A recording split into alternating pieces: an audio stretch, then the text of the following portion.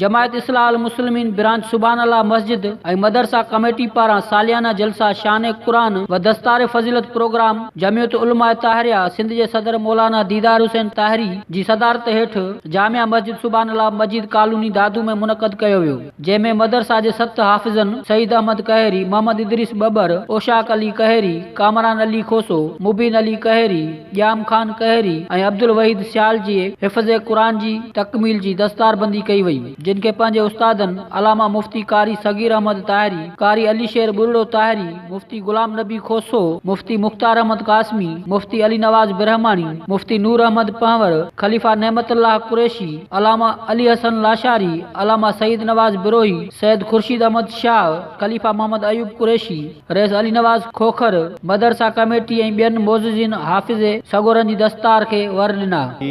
मदरसो Jamia Arabia ताहिरिया जेको आहे असांजे मुर्शिद सजण साईं जो मरकज़ आहे, हिते हर साल जेको आहे अल्हम्दुलिल्लाह ॿियूं साल आहे हिते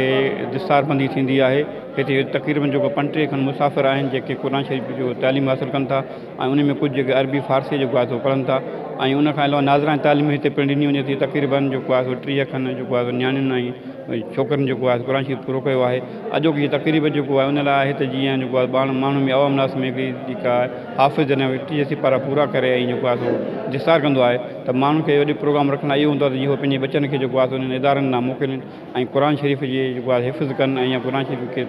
नाज़रा पढ़नि। असां तक़रीबन 3 सालनि में हिफ़्ज़ क़ुरान शरीफ़ मुकमिल कयो, उन खां पोइ वरी साल खनि में दौर कढियोसीं, पोइ उन खां पोइ वरी दस्तारबंदी जो प्रोग्राम थी वियो। वॾी ख़ुशी आहे असांजी दस्तार थिया आहिनि, असांजा उस्ताद किराम असांजे महिनत कयो, असां महिनत कयो, असां वॾी कोशिशि सां ही मंज़िल पास कयो। दुनिया में तालीम ज़रूरी आहे पर दीनी क़ुरान शरीफ़ इस्लाम में जेको दीनी तालीम आहे उहो बि सिखणु ज़रूरी आहे।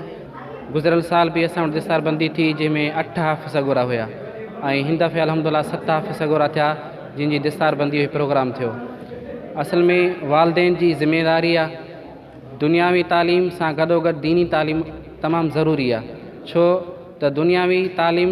जे करे माण्हू दुनिया में सही तरीक़े सां क़ाइदो क़वानीन खे ॼाणे सघे थो। अल्हम्दुलिल्लाह जेके असांजा हाफ़िज़ किराम आहिनि उहे दुनिया जी तालीम सां गॾु दीन जी तालीम सां बि लाॻापा आहिनि ऐं अल्हम्दुलिल्लाह ही सुभान अल्लाह मस्जिद ऐं मदरसो बहितरीनु कमु करे रहियो आहे। असांजा कारी साहिबान तमामु हाफ़िज़नि लाइ महिनत करे रहिया आहिनि। जॾहिं त मदरसा जी कारकर्दगी रिपोर्ट मदरसा जे उस्ताद कारी अली शेर बुरड़ो पेश कई। ख़सूसी खिताब कंदे अलामा दीदार हुसैन ताहिरी, अलामा मोहम्मद आशिक लुंड ताहिरी शान कुरान जी मौज़ू ते बयान कंदे चयो त ईमान ऐं इल्मु तमामु वॾी दौलत आहे। हिफ़्ज़ कुरान जी तालीम मुकमल कंदड़ हाफ़िज़ सगोरनि जी इज़त करणु कुरान पाक जी इज़त करणु बराबरि आहे। कैमरामैन हुब्दार अली बबर सां गॾु असलम लगारी, तेज़ टीवी न्यूज़ दादू।